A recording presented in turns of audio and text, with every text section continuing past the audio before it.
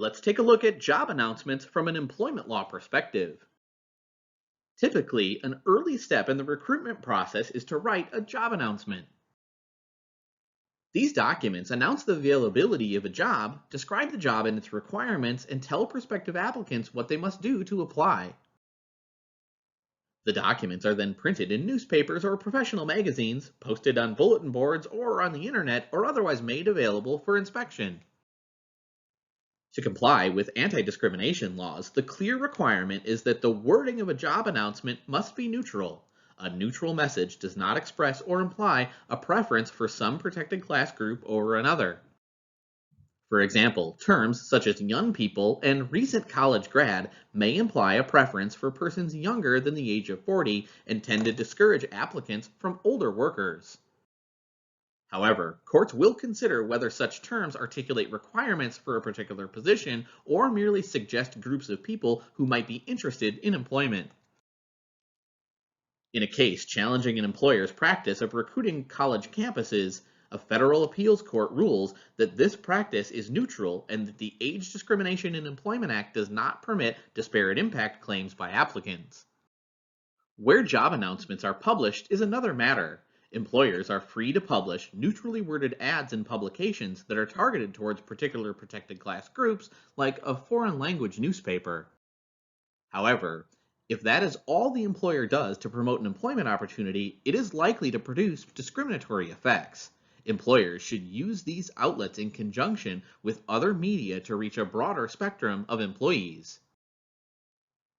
Employers with affirmative action plans often include job announcement language to the effect that applicants from women and minorities are especially encouraged. Such statements do not violate the neutrality principle.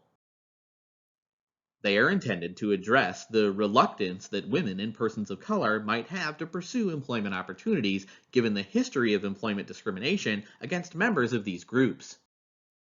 They also signal that employers are aware of their legal responsibilities and do not intend to discriminate.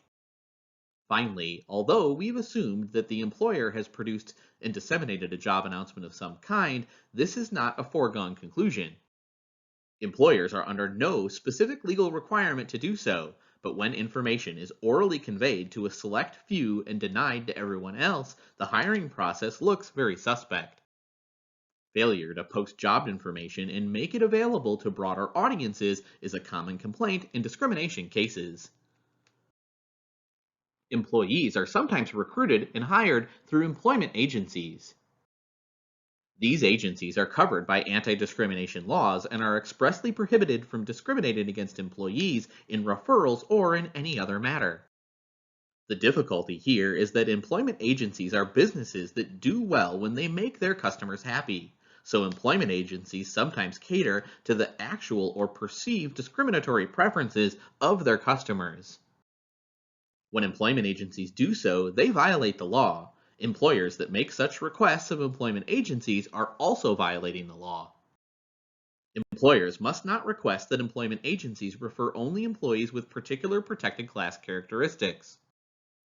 Nor should any attempt be made to obtain information about protected class characteristics of referrals that would be improper for them to obtain directly. Nepotism refers to favoritism towards family members and other relatives. Civil service laws typically prohibit nepotism in hiring practices of government agencies because it's contrary to the principle that jobs should be awarded on the basis of merit. Large private sector companies often have policies discouraging nepotism. However, nepotism is probably common among smaller private employers and in certain occupations. Because relatives are most often of the same race or national origin, nepotism results in hiring people who are similar in certain protected class characteristics to the people who already work in an organization. In one relevant case, a policy of nepotism in hiring schoolteachers resulted in the virtual exclusion of African Americans as job candidates. Teaching positions were posted in each school but not advertised to the public. Relatives of school employees were more likely to learn about the availability of jobs and were preferred in the selection process. Word-of-mouth recruiting is often aligned with nepotism and has similar potential to result in discrimination. In word of mouth, employers depend on current employees to spread the word about jobs to their friends, family members, and other associates. From an employer's perspective, word of mouth is essentially costless, and networks of contacts are frequently the key to success in the labor market. It can also be effective because current employees are able to provide realistic job previews to prospective employees, and they're unlikely to approach persons whom they think are unsuitable, lest the employer blame them for bad referrals. As with nepotism, the threat to equal employment opportunity posed by word of mouth recruiting stems from the fact that people tend to associate with others who are like them, especially in terms of race. If an employer's workforce is racially diverse, current employees referring persons of their own race is not a problem because persons of all races will still be referred. But if the employer's current workforce is racially homogeneous, heavy reliance on word of mouth recruiting will reinforce a racially skewed workforce. Recruiting takes its most elemental form from the hiring of day laborers. Each day in the United States, thousands of persons seeking work gather in parking lots of home supply stores, on street corners, or at day labor centers to await potential employers. Many day laborers are regulated to finding work this way because they're undocumented immigrants ineligible to work in the United States. Day laborers are most often paid in cash and without record of their employment. This highly informal hiring process and employment relationship lends itself to abuses. The brevity of this form of employment does not excuse employers from meeting their basic legal obligations to pay promised wages, provide safe employment, and hire only those eligible to work in the United States. The visible presence of day laborers has also led to some tensions in communities. Some cities have responded by imposing legal restrictions intended to impede the gathering and hiring of day labor. However, there are constitutional limits on the ability of localities to enact measures targeting these day laborers. Recruitment methods create applicant pools from which employees are ultimately selected and are vital to ensuring equal employment opportunities. Unless an employer's recruiting efforts reach a broad spectrum of the available workforce and successfully convey the employer's sincere desire that all qualified candidates apply, the most careful selection processes still will not be completely equal. Discrimination in recruitment is especially insidious and difficult to combat. Frequently, the victims of discrimination at this early stage of the employment process are unaware that they've been excluded from potential opportunity. Cases challenging discriminatory recruitment practices are often brought by the EEOC. If we look only at selection rates and hiring decisions, we might miss the fact that relatively few women or persons of color have come forward to be considered for employment. One reason for this reluctance may be that if an employer is known or reputed to be hostile to hiring women or persons of color, those job seekers might not want to waste their time by applying. Alternatively, an applicant pool might lack diversity because the methods used to communicate the available employment opportunity reach only a restricted and homogeneous portion of the qualified and available workforce. Because recruitment procedures affect the composition of the applicant pool, finding evidence of discrimination requires comparing the applicant pool to those in the labor market who might have applied if they'd had known about the opportunity. That is, the employer's applicant pool should be compared to the protected class composition of people who are qualified for the type of work in question and reside within a reasonable recruitment area. The fact that fewer women and men apply for jobs as electrical engineers does not necessarily mean that there is anything wrong with the firm's recruiting methods, if men are more likely to do this type of work. But if the applicant pool contains a much smaller percentage of women than the percentage of women in the area workforce who are qualified and work as electrical engineers, that would be evidence of discrimination in recruitment. A less refined comparison with the general population or workforce is acceptable when the job in question calls for general skills that most people would possess. The EEOC has collaborated to create a database from the census that provides reasonably detailed benchmarks for use by employers and in discrimination cases. Statistical data comparing an employer's workforce to the available workforce in the labor market is also important for purposes of affirmative action. Affirmative action has been defined as those actions appropriate to overcome the effects of past or present practices, policies, or other barriers to equal employment opportunity. Careful recruitment aimed at diversifying a company's workforce and eliminating unnecessary obstacles to employment is an important part of affirmative action. The particular focus of an affirmative action is improving the employment opportunities of groups that historically have been victims of discrimination: women, minorities, disabled persons, and certain veterans. For most employers, the decision to adopt an affirmative action plan is voluntary. However, affirmative action is required of most companies that have contracts to sell goods or services to the federal government as well as many states. Companies that do business with the federal government must comply with Executive Order 11246. This executive order requires companies with contracts worth at least $10,000 to have a non-discrimination clause in their contracts. The non-discrimination clause requires contractors to do more than simply refrain from discrimination. They must take affirmative action to promote equal employment opportunity. Under Executive Order 11246, contractors and subcontractors that have at least 50 employees and contracts worth at least $50,000 must develop written affirmative action plans. Contractors have parallel requirements for qualified individuals with disabilities under the Rehabilitation Act of 1973 and for military veterans under the Vietnam-era Veterans Readjustment Assistance Act of 1974. Compliance with Executive Order 11246 and these other laws requiring affirmative action by contractors is monitored by the Office of Federal Contract Compliance Programs, OFCCP. Besides government contracting, the only other time when employers are required to engage in affirmative action is when a discrimination suit results in a settlement or court order that includes affirmative action as a remedy. Affirmative action that arises out of legal proceedings can be imposed as a remedy following a court determination that an employer has had a pattern of discrimination or as part of a judicially approved settlement between the parties. The rationale for and scope of an employer's affirmative action program must be set out in a written document known as an affirmative action plan. Affirmative action plans must contain three basic elements: a reasonable self-assessment and analysis, a reasonable basis for concluding that action is appropriate, and reasonable actions. EEOC guidelines state that the objective of a self-analysis is to determine whether employment practices exclude or disadvantage previously excluded groups or leave uncorrected the effects of prior discrimination, and if so, why. In general, this analysis is done at the level of individual establishments or workplaces. Nevertheless, the OFCCP sometimes permits the use of functional affirmative action programs that cover an entire business function like sales or line of business within a company.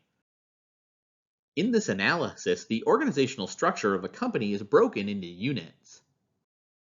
For each unit, information is provided on the demographics of the supervisor, the total number of males and females, and the total number of males and females by race and ethnicity. In a job group analysis, the many individual job titles in a contractor's workforce are combined into a set of job groups. The demographics of each job group are then examined. Criteria for combining jobs in a job group analysis are similarity in job content, pay level, and opportunities for advancement. Contractors with fewer than 150 employees are permitted to use a standard set of job groups established by the EEOC. A key concept in determining whether a reasonable basis exists for affirmative action is underutilization. Underutilization exists when the percentage of women or persons of color in one or more of an employer's job groups is smaller than the percentage of women or persons of color within the necessary skills for that type of employment. The basic premise is that absent discriminatory practices in the past or present, these percentages should roughly match. Under DOL regulations, contractors need to compare the demographics of their existing workforce with the availability of women and minorities for each of their job groups. Availability is determined by considering the percentage of minorities or women with requisite skills in the reasonable recruitment area and those tangible or promotable within the contractor's organization. Tangible or promotable refers to persons who could, with training that the employer could reasonably provide, be rendered qualified within the plan year. If underutilization of women and persons of color exists, which affirmative actions are warranted? Reasonable actions include identifying goals for improvement in utilization of women and minorities and timetables for achieving those goals. EEOC guidelines counsel that goals should take into account the effects of past discrimination, the need for prompt improvement, the availability of qualified or qualifiable candidates, and the number of employment opportunities likely to be available. In essence, the more severe the problem of underutilization and the more opportunity there is to remedy it, the more ambitious an employer's goal should be. Under DOL regulations, federal government contractors must establish placement goals for all job groups with underutilization of women or people of color at least equal to the availability of women and minorities for those job groups. Unless there are substantial differences in utilization rates for a particular minority group, contractors are generally required to establish a single goal for minority placement in each job group where underutilization is noted. Regarding affirmative action on behalf of disabled persons, a 7% utilization goal exists for all federal contractors and is used in lieu of data on the availability of disabled persons for specific jobs and geographic areas. DOL regulations stress that goals serve as objectives and targets reasonably attainable through a good faith effort. There is more than a semantic difference between goals and quotas.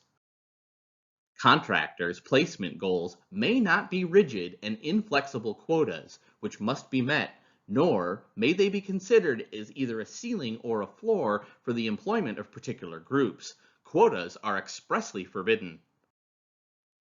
Employers with affirmative action plans should establish goals as benchmarks against which improvement in the use of underutilized women or persons of color can be measured. A sincere, good faith effort to improve the utilization of women and persons of color is called for rather than mindless adherence to numerical goals. At its best, affirmative action involves a creative effort to solve problems and to go beyond the minimum requirements of the law in extending equal employment opportunity. No finite set of measures constitutes reasonable affirmative actions. The measures that are instituted should correspond to the particular problems identified through self-analysis. Given that non-discriminatory recruitment is central to the cause of equal employment, affirmative action plans often emphasize measures taken to improve recruitment. Foreign nationals who do not have permanent resident status must obtain visas that will permit them to work in the United States. Many visa classifications have been established to accommodate the various types of foreign national workers.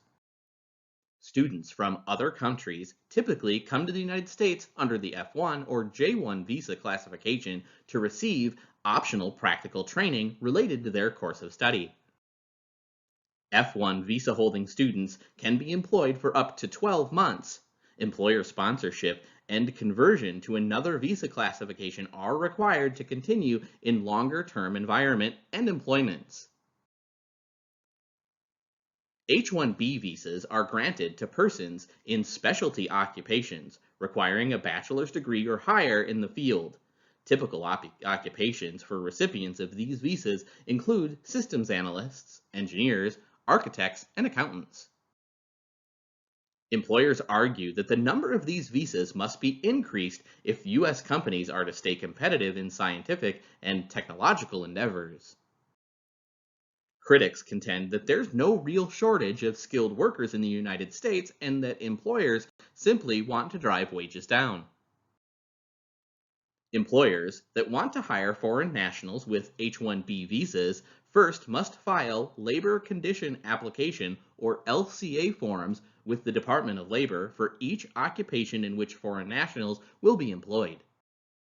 Employers must attest to a variety of conditions, including that they will pay their H-1B visa holders the great and local prevailing wage of the employer's actual wage and offer benefits on the same basis as their U.S. workers. Employers with 15% or more H-1B holders must attest that they have not displaced U.S. workers by hiring them and that the qualifications of H-1B hires are better than those of any American applicants. Employers that want to terminate H-1B visa holders prior to the end of their contracts must notify the U.S. Citizenship and Immigration Services and may have to pay for the return of those workers to their home country. H-2 visas are for foreign nationals who come to the United States to perform work on a temporary basis. H-2A visas are reserved for temporary workers in agriculture or logging, and H-2B visas are intended for temporary workers in other industries not including nurses. Applications for H-2 visas must be supported by evidence showing that there are too few U.S. workers available to perform the work and that the use of foreign nationals will not adversely affect the wages and working conditions of U.S. workers. H-2A visas for temporary agriculture workers carry many additional stipulations, including an employment contract, reimbursement for travel costs, free housing, and a minimum number of work hours. The DOL establishes adverse effect wage rates for H-2A visa holders. That is, minimum rates that employers are required to pay and that are set at levels calculated to avoid adverse effects on the wages of U.S. workers in the same job categories. L-1 visas are designed to allow multinational companies to temporarily transfer staff from foreign facilities or subsidiaries to operations in the United States. Companies using L-1 visa holders must station these employees at companies' own facilities and retain ultimate supervisory authority over them rather than contract them out to other employers. Employers that recruit non-immigrant foreign nationals must be prepared to comply with the numerous and varying requirements attached to the different visa classifications. Sometimes the recruiting of persons from other countries to perform work in the United States takes the disturbing form of labor trafficking, forced labor, and indentured servitude. Labor trafficking is the recruitment, harboring, transportation, provision, or obtaining of a person for the purpose of obtaining his or her labor service. With trafficking, this labor is obtained through the use of force, fraud, or coercion, and that subjects the person to involuntary servitude. Labor trafficking is a subset of human trafficking, which also includes sex trafficking. The latter is far more common than labor trafficking in the United States and is much more likely to involve U.S. citizens. Cases brought against employers and recruiters who are parties to these schemes are complex, as they involve multiple actors operating across national boundaries and various government agencies. Both civil and criminal laws are typically violated in these cases, including laws dealing with breach of contract, discrimination, and immigration. The Trafficking Victims Protection Act is a relatively recent criminal law prohibiting forced labor and trafficking. Civil remedies are also available to victims for violations of their rights under this statute. The EEOC has shown interest in pursuing the national origin discrimination angle of these cases, but the role is admittedly limited. By and large, employers are free to decide when job applications will be accepted, what must be done to apply, and for how long applications will be accepted. The main concern here is to avoid disparate treatment.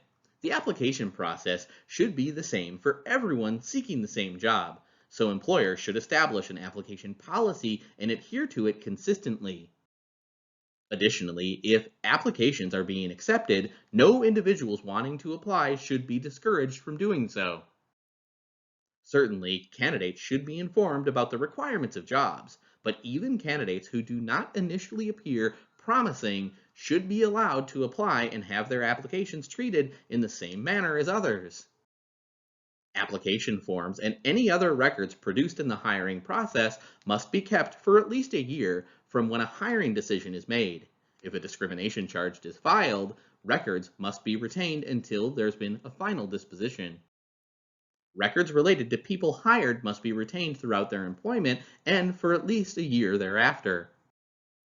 Employers are also required to maintain records regarding the protected class characteristics of applicants so they can track progress in affirmative action and determining whether selection devices have disparate impact.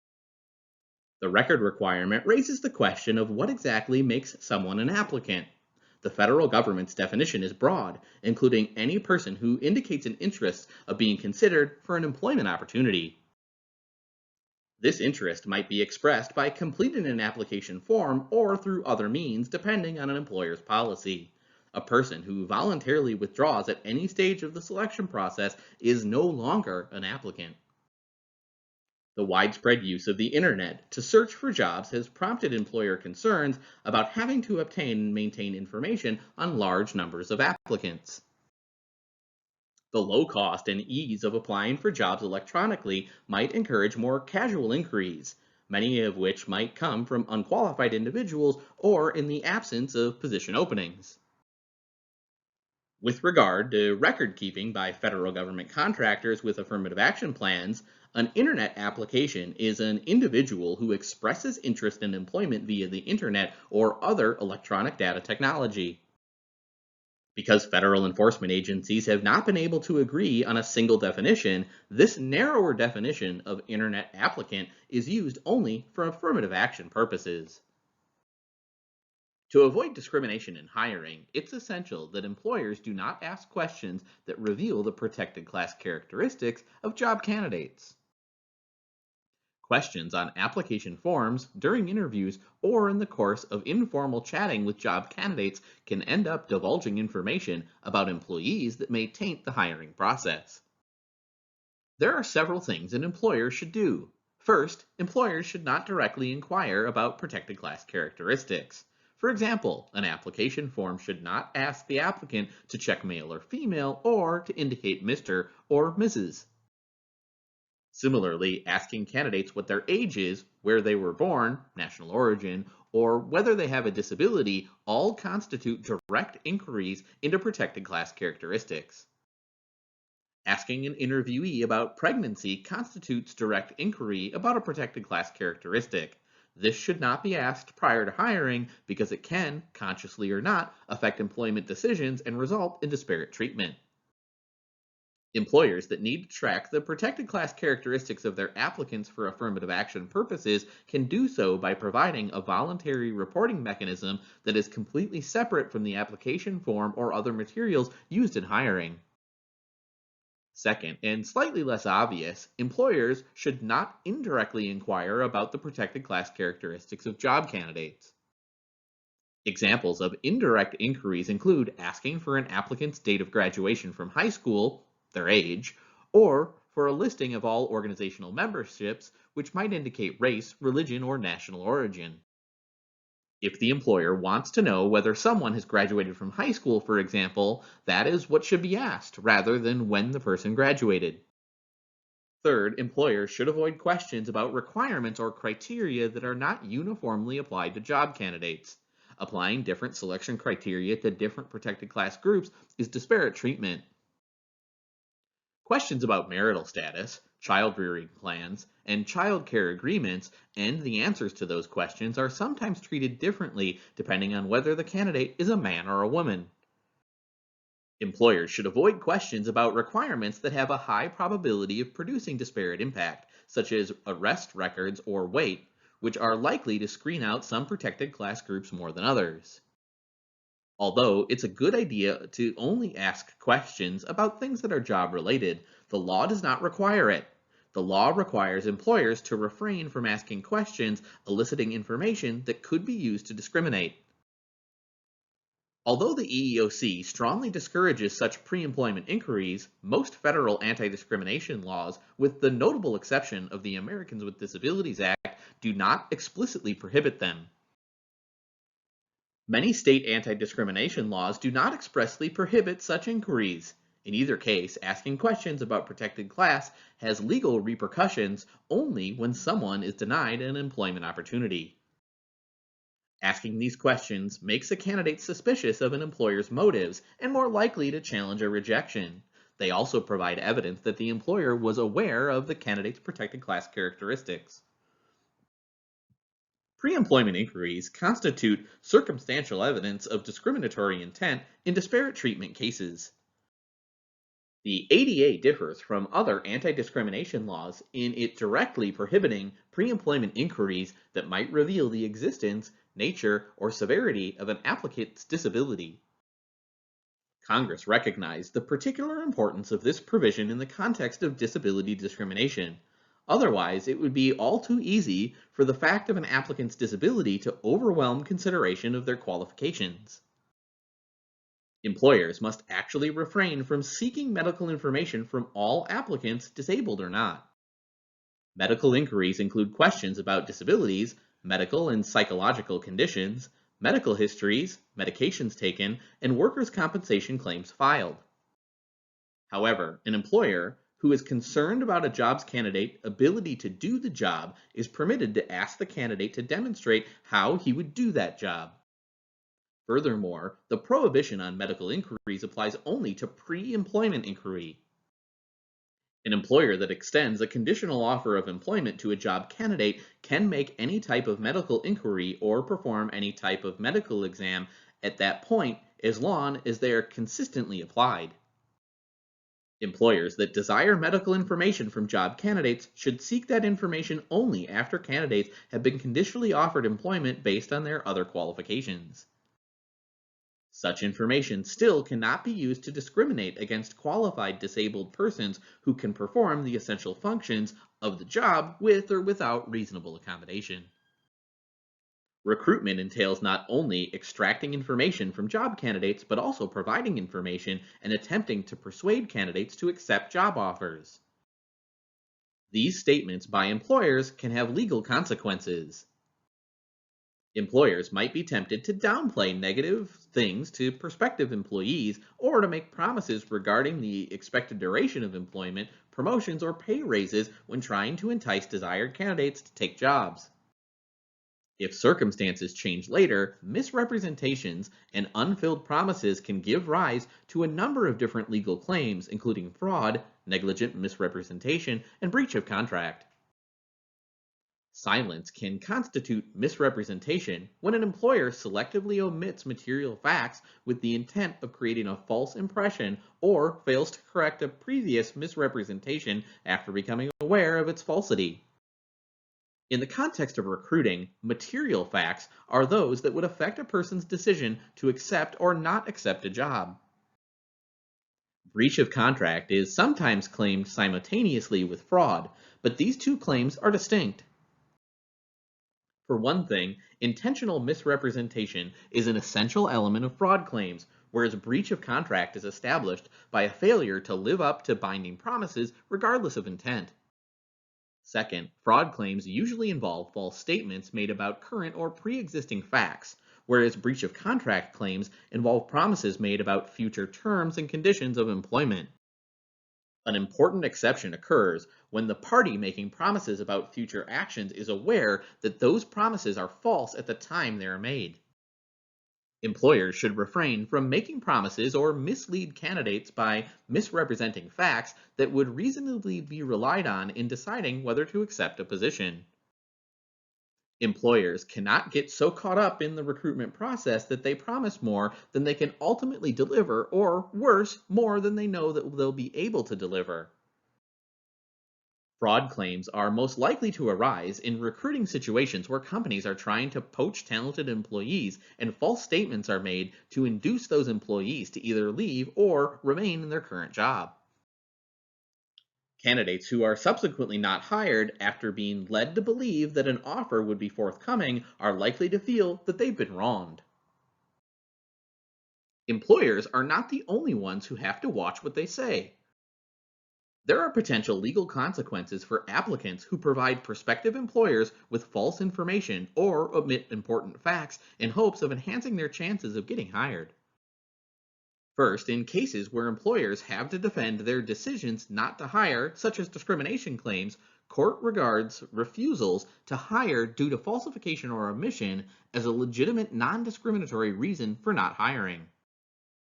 This is particularly true when the employer has a consistently enforced policy to this effect. The employer notifies the employee of it, usually in the application form, and the falsification or omission is material rather than trivial. Likewise, employers that discover a falsification or an omission after a person has already been hired and then discharge the person will generally be able to defend any wrongful discharge claim that arises out of termination. Employers should have a policy requiring that candidates provide complete and truthful information and specifying that the penalty for failing to do so will be either refusal to hire or termination if the omission is discovered post-hire. Cases involving after-acquired evidence demonstrate another consequence of a candidate's falsification during the hiring process. The legal remedies available to employees in suits against their employers may be limited because of them. For example, suppose a job candidate falsely claims to have a college degree and is hired. Subsequently, she suffers harassment on the job and files a sex discrimination suit. In preparing to defend itself, the company goes over all of its records pertaining to this employee, and during the discovery process leading up to litigation, the employee is forced to admit that she fabricated the information. Pursuant to company policy, she is then officially terminated for providing false information on her application. Thus, the employer acquired evidence of previous wrongdoing, but only after the employee was discriminated against and filed suit. Should the prior wrongdoing of the employee negate her ability to sue the employer? After all, had the employer known about the false information she submitted, it might not have hired her in the first place. The Supreme Court has held that employees do not lose their ability to bring suit simply because they do not have entirely clean hands. Lawsuits serve not only to remedy harm to individual plaintiffs, but also to uphold public policy. However, if the employer can show that it would not have hired the employee had it been aware of the falsification, her remedies will generally be limited to the point in time when the wrongdoing was discovered. Not all instances of alleged falsification of an application will be treated as after-acquired evidence in cases.